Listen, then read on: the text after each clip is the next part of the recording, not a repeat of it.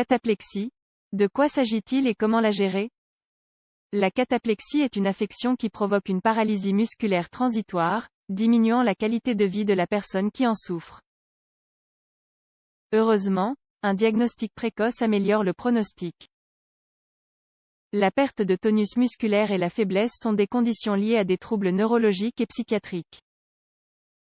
La cataplexie correspond à l'abolition soudaine du contrôle volontaire de la musculature, qui se produit pendant l'éveil et qui est souvent déclenchée par des émotions fortes. Elle est liée à la narcolepsie, une pathologie chronique caractérisée par des troubles du sommeil et une faiblesse généralisée. Des études affirment que cet état se présente chez 60 à 90% des narcoleptiques. Les causes de la cataplexie. La théorie actuelle veut que les perturbations du système hypocrétine, orexine, qui régule le cycle veille-sommeil, soient responsables de la symptomatologie classique de la narcolepsie. Le sommeil normal est basé sur une phase de mouvements oculaires non rapides, NREM, et une phase de mouvements oculaires rapides, REM. Dans ce dernier cas, le corps est temporairement paralysé pendant le sommeil. La théorie de la dissociation du sommeil suggère que la cataplexie résulte de l'intrusion du sommeil REM pendant la veille. La déficience de la substance responsable de l'inhibition du sommeil paradoxal, ou hypocrétine, favorise l'apparition de l'état de paralysie temporaire alors que la personne est éveillée. Certaines recherches suggèrent que la carence en hypocrétine est associée à une réponse auto-immune médiée par des anticorps. Ainsi, le système immunitaire lui-même pourrait être responsable de la dégénérescence des voies neuronales productrices d'hypocrétine. Les émotions intenses comme le rire, la joie, l'excitation, la surprise et la colère sont souvent les principaux déclencheurs de la cataplexie. De même, le stress et le manque de sommeil peuvent contribuer à la présentation et à l'intensification du cadre clinique. D'autres pathologies peuvent se présenter sous forme de cataplexie. Narcolepsie secondaire, encéphalie paranéoplasique, syndrome de Prader-Willi, maladie de Norrie, maladie de Neumann-Pick type C, épilepsie. Les symptômes. Chez la plupart des gens, les épisodes cataplexiques surviennent en même temps que l'insomnie. Les narcoleptiques font généralement l'expérience de ce trouble pour la première fois pendant l'enfance et au début de l'âge adulte, entre 10 et 25 ans. Les épisodes de faiblesse musculaire surviennent généralement de manière soudaine et touchent un muscle ou un groupe de muscles spécifiques. Pendant ces épisodes, la personne est consciente de son état et de tout ce qui se passe autour d'elle. La cataplexie dure généralement de 1 à 2 minutes et disparaît spontanément. Les principaux symptômes associés sont les suivants. Tremblement de la mâchoire, abaissement de la tête, clignement anormal des yeux et grimace du visage, ptose ou abaissement de la paupière, spasme musculaire localisé ou généralisé, difficulté à bouger la langue et à articuler les mots. L'état de cataplexie peut être léger ou grave.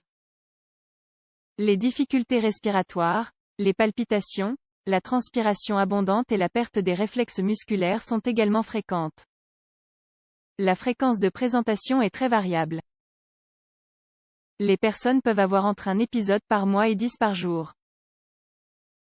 En outre, elle peut s'aggraver avec le temps, avec des épisodes répétitifs sur plusieurs heures. Cet état est connu sous le nom de mal paraplégique et peut survenir de façon soudaine. Comment diagnostique-t-on la cataplexie? Le diagnostic de la cataplexie repose sur un examen clinique approfondi qui met l'accent sur la description des épisodes de faiblesse musculaire. Elle est généralement associée à une insomnie diurne et à des hallucinations. Ainsi, on peut avoir recours aux examens suivants. Actigraphie. Cet examen utilise un bracelet qui mesure le rythme veille-sommeil pour quantifier objectivement la durée et l'horaire du sommeil. Il permet d'écarter les troubles du rythme circadien. Polysomnographie. C'est l'un des examens les plus couramment utilisés pour le diagnostic de la narcolepsie associée à la cataplexie. Des études affirment qu'il évalue la quantité et la qualité du sommeil en fonction de variables neurophysiologiques et cardio-respiratoires. Test de latence multiple au sommeil. Il consiste en une série de 4 à 5 siestes programmées. Les caractéristiques du sommeil et la latence REM sont enregistrées. Les personnes narcoleptiques ont généralement une latence REM inférieure à 8 minutes. Taux d'hypocrétine. La détermination des niveaux d'hypocrétine dans le liquide céphalorachidien est utile pour identifier la narcolepsie avec cataplexie. Des valeurs d'hypocrétine inférieures à 110 picogrammes par millilitre ou à un tiers des niveaux de base normaux sont généralement indicatives. Le traitement. À l'heure actuelle, il n'existe pas de traitement définitif pour la cataplexie. Cependant, certains médicaments peuvent être utilisés pour contrôler et réduire l'occurrence des épisodes de faiblesse musculaire pendant l'éveil. L'American Association of Sleep Medicine, ASS, suggère l'utilisation des médicaments suivants pour l'approche thérapeutique de la cataplexie chez les patients narcoleptiques. Oxybate de sodium. C'est un neuromodulateur qui agit comme un métabolite des récepteurs inhibiteurs de l'acide gamma-aminobutyrique, GABA. Il augmente le sommeil à ondes lentes et favorise le soulagement de l'insomnie diurne et de la cataplexie. Les effets secondaires comprennent les nausées, les maux de tête, l'énurésie et la confusion matinale. Venlafaxine. Il s'agit d'un inhibiteur de la recapture de la sérotonine et de la norépinéphrine qui fait partie de l'approche de première ligne pour la cataplexie. Elle est également utile dans la gestion de la dépression, des troubles anxieux et des phobies. Reboxétine. C'est un puissant inhibiteur sélectif de la recapture de la sérotonine, recommandé comme traitement de seconde ligne. Les effets indésirables comprennent des douleurs abdominales, des maux de tête, une perte d'appétit et une constipation.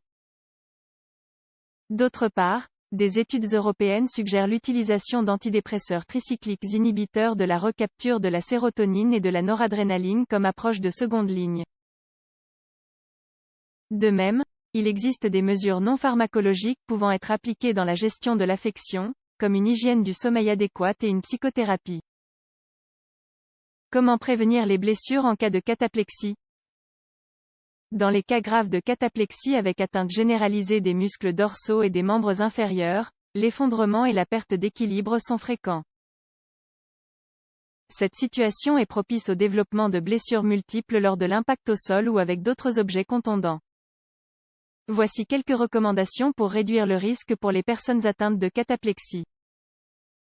Appliquer des méthodes de gestion de la colère et de contrôle du stress.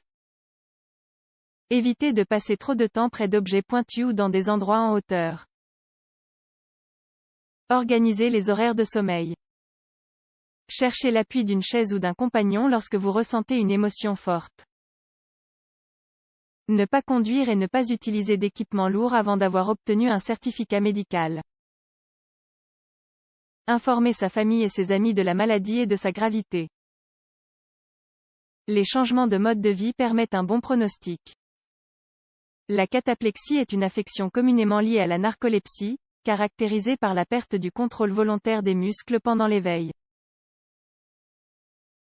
Un diagnostic et un traitement précoce offrent une meilleure qualité de vie aux personnes concernées. Par conséquent, si vous souffrez d'une faiblesse musculaire généralisée ou d'une perte de contrôle d'un groupe musculaire, n'hésitez pas à consulter un médecin. Les professionnels de la santé sont formés pour identifier votre problème et vous apporter le soutien dont vous avez besoin.